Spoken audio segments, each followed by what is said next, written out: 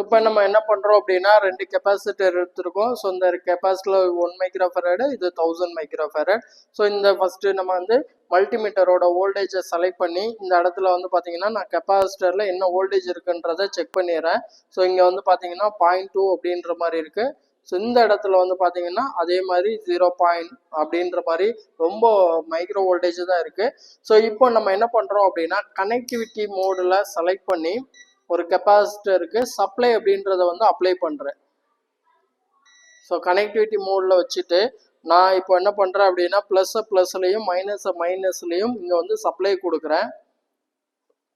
இப்போ என்ன நடக்கும் அப்படின்னா மல்டிமீட்டர்லேருந்து போகக்கூடிய சப்ளை அப்படின்றது அந்த கெப்பாசிட்டரில் சார்ஜ் அப்படின்ற ஒரு விஷயம் வந்து நடக்கும்.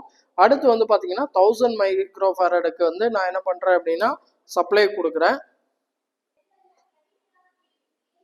இப்போ நம்ம வோல்டேஜை என்ன பண்ணலாம் அப்படின்னா செக் பண்ணலாம். அதே டிசி வோல்டேஜ் வச்சுட்டு இந்த ப்ளஸில் எவ்வளோ வோல்டேஜ் இருக்குன்னு நம்ம பார்க்குறோம். ஐ மீன் 1 மைக்ரோ ஃபெரடில் நமக்கு வந்துட்டு நான் அப்போ கொஞ்ச நேரத்துக்கு முன்னாடி கொடுத்த வோல்டேஜ் அப்படின்றது கொஞ்சம் கொஞ்சமாக என்ன ஆயிருக்கு அப்படின்னா டிசார்ஜ் ஆயிடுச்சு. ஸோ இப்போ வந்து நமக்கு என்ன ஆயிருக்கு அப்படின்னா 0.4 0.3 அதே மாதிரி வந்து பார்த்தீங்கன்னா கொஞ்சம் கொஞ்சமாக 0.2 வரைக்கும் வந்திருக்கு.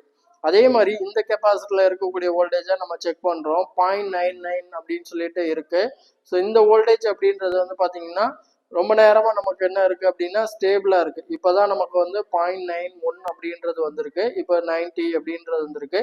இப்போ இந்த கெப்பாசிட்டரை செக் பண்ணி பார்க்கலாம். ஸோ 0.98 ஸோ அந்த மாதிரி கொஞ்சம் குயிக்காக என்ன ஆகுது அப்படின்னா டிசார்ஜ் ஆகுது. அந்த கெப்பாசிட்டரோட ஃபேரட் 1 மைக்ரோ ஃபேரட்ன்றதுனால நமக்கு வந்து அந்த டிசார்ஜ் ஆகக்கூடிய டைமும் கம்மியாக இருக்கும், சார்ஜ் ஆகக்கூடிய டைமும் கம்மியாக இருக்கும். ஸோ இப்போ கரெக்டாக எல்லா உள்ளே இருக்கக்கூடிய சப்ளை எல்லாமே வந்து ஃபுல்லாக ட்ரை ஆயிடுச்சு.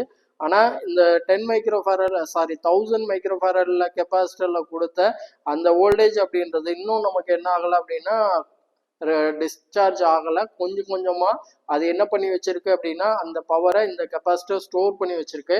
இப்போ நான் என்ன பண்ணுறேன் அப்படின்னா ஷார்ட் பண்ணுறேன், அந்த 2 லக்கையும் ஷார்ட் பண்ணுறேன். ஷார்ட் பண்ணிவிட்டு இப்போ நான் வோல்டேஜை மெஷர் பண்ணுறேன். எனக்கு வந்து ஃபுல்லாக என்ன ஆயிடுச்சு 0 அப்படின்னு வந்துடுச்சு.